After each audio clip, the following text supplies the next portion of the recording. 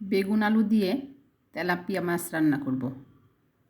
এজন্য বেগুন আলু আর তেলাপিয়া মাছে হলুদ গুঁড়া, মরিচের গুঁড়া, লবণ, তেল দিয়ে মেখে রেখেছি।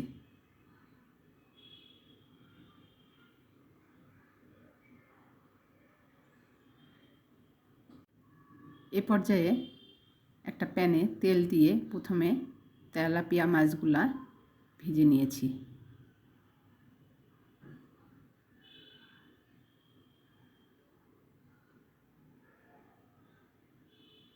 এক এক করে মাছগুলো উল্টে দিয়েছি। ভাজা মাছ একটা পাত্রে তুলে রেখেছি। সেম প্যানে বেগুন আলুগুলো ভেজে নিচ্ছি।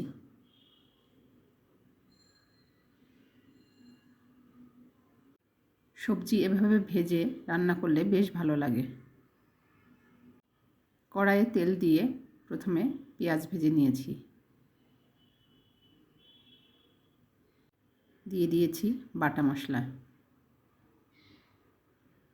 টমেটো কুচি,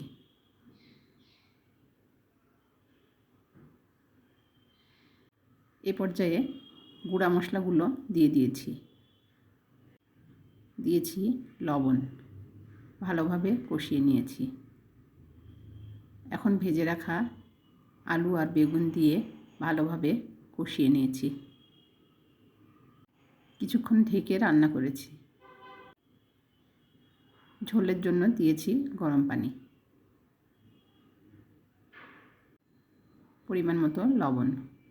এখন ভেজে রাখা মাছগুলো দিয়ে দিয়েছি। কয়েকটা কাঁচামরিচ, ধনেপাতা কুচি। আরেক চুলায় চাউলটা ধুয়ে নিচ্ছি। হয়ে গেল বেগুন আলু দিয়ে তেলাপিয়া মাছ রান্না।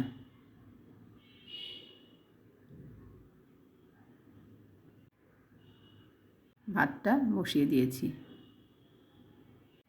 রান্নার ফাঁকে আমি বাজারগুলো গুছিয়ে নিচ্ছি।